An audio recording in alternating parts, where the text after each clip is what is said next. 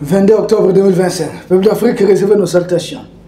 Les médias de la Jette française et leurs alliés africains sont aux anges. C'est ce que nous constatons. Journal Le Monde, journal comme ça, RFI, TV5, les Mali, des quais pour le carburant, les Mali, pénurie de carburant, les Mali, des camions citernes peut-être attaqués, les Mali comme ça, les Mali de gauche, les Mali de... Ok, nous attendons tout, nous voyons tout, nous lisons tout et puis nous comprenons. Parce que malgré tout ça, le peuple est résilient. Parce que ce n'est pas un logiciel qui date de maintenant. Nous savons que l'idée derrière, c'est comment soulever les populations contre le pouvoir en place. Mais nos populations ont compris. Les gens préfèrent faire la queue et attendre les carburants tranquillement. Plutôt que de livrer le Mali à ces sanguinaires, à ces barbares d'une autre époque. Donc heureusement que l'information, la communication passe. Mais sur le terrain militaire, parce que ce qu'ils avaient essayé, premièrement, ils avaient activé certains mercenaires politiques espérant renverser le pouvoir de l'interne, faire croire que oui, il y avait des Maliens mécontents. Mais ils n'ont pas pu mobiliser. Nous sommes des millions qui soutiennent le président Assimi Goïta, qui soutiennent les pouvoirs en place. Mais qu'est-ce qu'ils font? Ayant échoué, ils ont passé par les terroristes qui au début lançaient des attaques avec des véhicules kamikazes. Vous vous souvenez? C'est des véhicules kamikazes qui roulaient en toute vitesse, venir dans notre camp, boum! C'est ce qui était, c'est ce qu'ils faisaient au début. Mais là aussi, nous avons pu contenir cette menace. Nous avons déjoué ça. Vous n'attendez plus.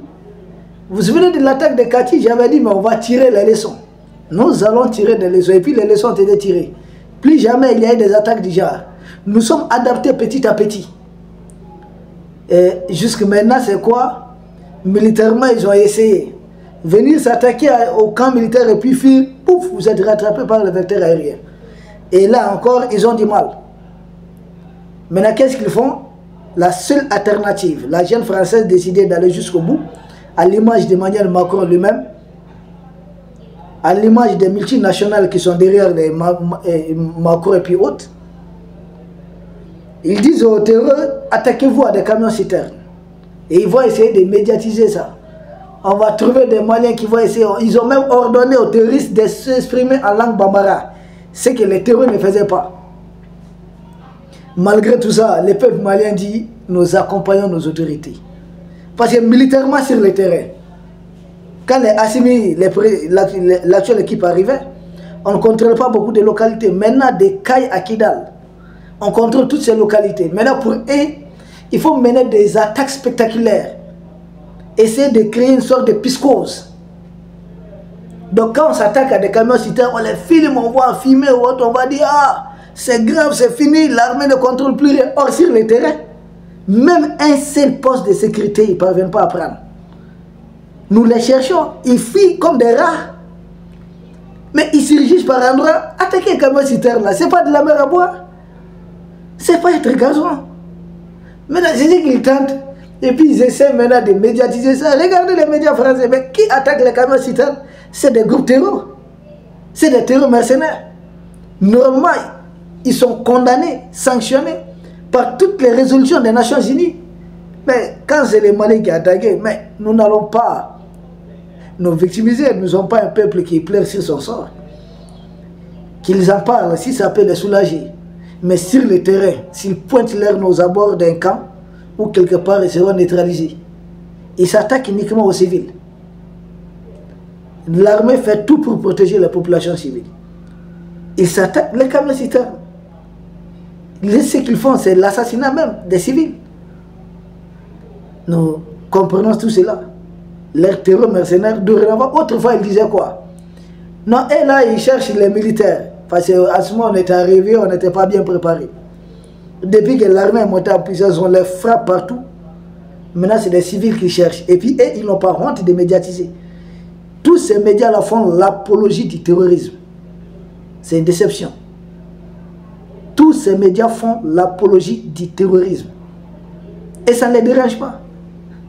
Ils le font tranquillement tant que pour eux, ils peuvent, voilà, les Mali peut-être auraient du mal avec cette histoire de carburant. Mais une fois de plus, nous allons souffrir un moment. Mais nous allons nous adapter. Nous allons nous relever. il y a eu tellement d'obstacles. Vous ne trouverez pas Kidal. Problème énergétique. Problème comme ça. Hey, on a dépassé tout ça. Vous n'allez rien faire. Pas de travail. On a commencé à faire des routes un peu partout. Ils ont commencé à s'attaquer aux engins lourds pour dire que les militaires ne font pas. Pour dire que voilà, le pouvoir en place ne travaille pas. Les stades rénovés partout. Le président a mis en train de mettre son empreinte. Et pour la meilleure des façons, il ne faut pas donner une image que ça réussisse au Mali. Nous allons nous adapter. Et je pense que vous avez suivi l'interview de notre Premier ministre, Abdoulaye Maïga, sur cette question du carburant. Autrefois, il avait laissé entendre que le Mali va utiliser tous les moyens possibles. Même s'il faut à l'aide d'une cuillère, nous irons chercher notre carburant. Et c'est ce qui est en train d'être fait. Des convois qu'on escorte, souvent 200, 300 camions, des hélicoptères à l'arrière, devant et puis par derrière, on amène le carburant. Nous ne sommes pas un pays avec le littoral. On est obligé d'aller acheter dans certains pays. C'est pourquoi j'ai tout le temps dit aux dirigeants de l'AS que ce qui se passe autour de nous nous concerne d'une manière ou d'une autre. Nous devons nous impliquer. Parce que ce sont ces dirigeants qui sont utilisés. Regardez là où toutes les embuscades ont été tendues. L'autre embuscade, c'est vers Kadiana. Kadiana, c'est à la frontière avec la Côte d'Ivoire. Une autre embuscade, c'est vers Zégoua. Là encore, la frontière avec la Côte d'Ivoire. Les Ivoiriens n'ont rien à voir. Mais M. Alassane Draman Ouattara, c'est un problème. Ce n'est pas moi qui l'ai dit. Son Excellence, le capitaine Ibrahim Traoré, l'a dit publiquement. Si c'est un problème, on résout le problème. On traite les problèmes, on supprime même le problème si c'est possible. On ne laisse pas le problème. Dès qu'on déclare officiellement que tel est le problème, enlever tel devient un impératif pour nous. Et je pense, nous autres de l'Est, nous devons être en mesure de finir avec ces problèmes. Si réellement c'est un problème, finissons-en. Son Excellence, le Premier ministre Abdoulaye Maïga, a dit qu'ils ont changé de mode opératoire. Ça confirme ce que nous avions dit. Donc, dorénavant, ils ne s'attaquent plus à des positions militaires. Ils s'attaquent directement à des civils. Et voir comment l'armée malienne pourra défendre chaque civil, chaque véhicule malien. C'est de cela qu'il est question. C'est là que nous avons proposé aux autorités de mobiliser des volontaires. Si vous voyez que 10 personnes se pointent devant une localité de 100 personnes et vous demandent de ne rien dire, c'est parce que les gens sont désarmés. Armer le peuple pour venir à bout de ces barbares de notre époque. Nous saluons les CDM, dirigés par le président Tangara, collectif de défense des militaires. Nous les saluons au passage. La guerre, c'est la guerre. À la guerre, il faut répondre par la guerre. Ils s'attaquent dorénavant aux civils. Permettez aux civils d'être mobilisés, de prendre des armes. Ils passent par nos villages. Nous savons par où il faut filer généralement.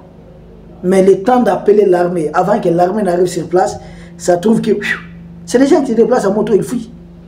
Mais si certains villages, des cantons, c'est bien organisé, dès qu'ils pointent leur nez quelque part, et ils les prennent. Les autres là anticipent de l'autre côté. On va les bloquer de toutes les parts. On ne verra plus ces terreaux mercenaires. Plus jamais on verra ces terreaux mercenaires. Mais si on laisse seulement à l'armée, le temps que l'armée se déploie quelque part, le temps de préparer des trucs, ça trouve qu'ils ont... Voilà, ils ont essayé d'échapper à quelque chose. Mais mobiliser des chasseurs, des volontaires, aux côtés des forces de défense et de sécurité, nous permettra de venir à bout de ces gens. Parce que le Premier ministre l'a dit à Abdoulaye Maïga.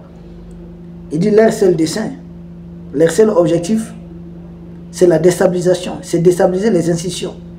Parce qu'ils sont convaincus que quand la population va totalement manquer de carburant, que la population va se retourner contre les institutions.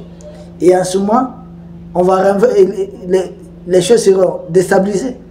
Et puis en lieu et place, les impérialistes vont installer leurs hommes à la tête du pays qui vont pomper les richesses du Mali pour eux. Donc utiliser les civils maliens contre l'armée malienne qui protège le peuple malien, c'est ça leur logiciel en fait. Vous vous souvenez de ce qu'ils ont fait en Libye? Ils sont allés jusqu'à bombarder des civils dans la rue. Tout ça, c'était pour retourner les civils contre le gouvernement du guide Muammar Kadhafi. Malgré tout ça, les gens ne se retournaient pas contre le pouvoir. Donc ils ne comprenaient pas, ils devaient changer de logiciel. Ils devaient changer de logiciel. Donc finalement, ils sont allés jusqu'à l'assassiner, l'éliminer.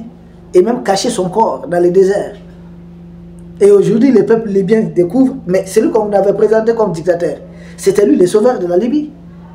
Celui qu'on avait présenté comme un militaire qui ne devait pas être là, mais c'était lui, le bon chef. Parce qu'avec Kadhafi, au moins, il n'y avait pas de problème d'électricité. Les Libyens disent n'avoir pas connu de délestage sous Kadhafi. Pétrole, tout, le carburant, c'était gratuit. Oui, c'était presque gratuit. Et l'électricité, on ne paye rien. La santé, on ne paye pas. À manger, rien. Tout Libyen avait un logement. Mais on vous enlève ces messieurs, on vous présente, on caricature son image. On dit c'est un dictateur. Et aller en place maintenant, on amène des terreurs, des bandes de voyous, des crétins, de tout genre. Aujourd'hui, demandez les Libyens. Même ceux qui ont combattu Kadhafi, les nationalistes libyens regrettent Kadhafi. Les nationalistes libyens regrettent Kadhafi. À qui ça a profité? Et à peine Kadhafi est tombé, ils sont déjà partagés les marchés du pétrole. Les pétroles qui profitaient aux Libyens autrefois, aujourd'hui profitent à d'autres peuples contre les Libyens. Les Libyens ont quoi à lier place? Des armes, des munitions pour s'entretuer. Même chose, ils utilisent des badauds qui se disent qu'ils sont qui? Des djihadistes. Mais celui qui est le chef militaire contre Kadhafi, c'est lui qui a fait tomber Tripoli. Il s'appelait Belhaj. C'était un militant d'Al-Qaïda. Ils ont utilisé un militant d'Al-Qaïda pour combattre Kadhafi. Ben Laden dont on parle, qui l'a fabriqué? C'est leur fabrication. Contre l'occupation soviétique de l'Afghanistan. Ils l'ont fabriqué, ils l'ont créé, ils l'ont armé. Et après, ils disent qu'il est devenu un problème. Les Koufa et autres là, les IAD, qui les fabriquent, qui les entretient? Ce sont eux qui les entretiennent. Chaque Malien doit se poser la question, pourquoi il y a des Algériens à la tête de ces groupes qui se disent islamistes contre le Mali? Pourquoi ils ne vont pas faire leur djihad en Algérie? Mokhtar Belmokhtar, il a quoi à voir avec le Mali? C'est ici qu'il va faire son histoire, attaquer des camions citernes. Parce que ce sont les vrais commanditaires, les vrais décideurs. Mokhtar Belmokhtar, ce n'est pas un Malien. Pourquoi il vient attaquer des camions? C'est un Algérien. Il est membre du Génim, c'est un membre signataire. Ils ont mis Iyad Agali comme ça, sinon on sait que c'est Mokhtar Belmokhtar. Et puis l'autre là, Youssef Obeida qui dirige. Youssef Obeida, c'est un Algérien. Pourquoi des citoyens algériens se mettent à la tête de ce qu'ils appellent le groupe islamiste et venir commencer à attaquer le Mali? Si c'est un problème malien, laissez ça entre les Maliens. C'est de leurs commandos. C'est des agents qu'ils ont formés. C'est leurs hommes. Et il y a encore certains Maliens qui n'ont pas compris. Demandez-vous, quand il y a eu la décennie noire en Algérie, vous avez vu des Maliens à la tête des groupes armés pour attaquer l'Algérie? Non. Mais pourquoi des Algériens doivent être à la tête des groupes armés pour s'attaquer au Mali? Algériens des pères et des mères. Et l'actuel gouvernement algérien, c'est quoi son problème? C'est parce que c'est des gens qui composent avec l'OTAN. C'est tout, il n'y a pas autre chose à chercher. Si on doit comprendre ça, il faut qu'on comprenne. Maintenant, c'est à nous d'être mobilisés autour de nos autorités. Tout ce que nous pouvons faire aujourd'hui, c'est de proposer. Au lieu d'aller jusqu'en Côte d'Ivoire, nous proposons d'aller vers la Guinée chercher notre carburant. Dit Bamako, frontière guinéenne, ça fait 123 km. Pourquoi ne pas aller là-bas? Nous conseillons aux opérateurs économiques, parce que ce sont les opérateurs aussi qui amènent les carburants. Ce n'est pas l'État. L'État aide à escorter. Mais ce sont les opérateurs économiques qui achètent leur carburant. Si c'est venu, ce sont eux qui revendent ça à la pompe. Ce n'est pas l'État qui vend les carburants. Et ce ne serait pas temps de penser peut-être que l'État s'approprie de certaines choses, essaie de nationaliser certaines choses, peuple d'Afrique. Il est important. Bon, je pense que ça viendra avec le temps. Ça pourra venir avec le temps. Parce qu'il faut prendre une loi de mobilisation générale. Et essayer de réquisitionner les personnes et les biens.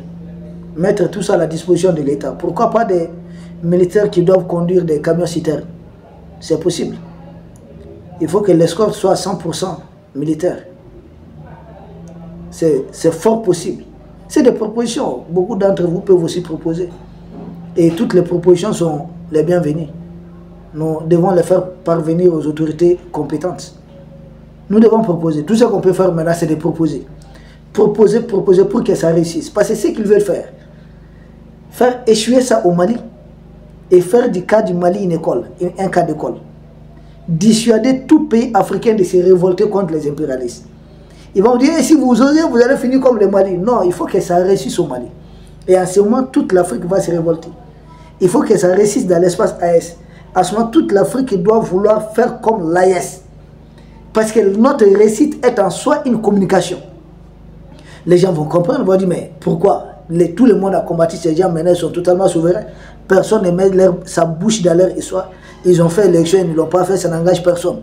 Ils passent des marchés avec les entreprises qu'ils veulent.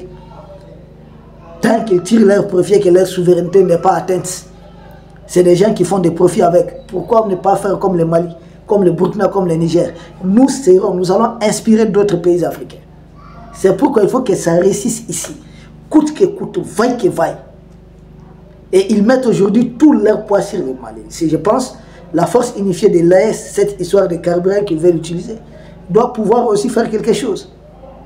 Doit pouvoir faire quelque chose dans ce sens. Et je pense peut-être, c'est déjà envisagé, vu que le général Abdraman Tchani était en déplacement ici au Mali.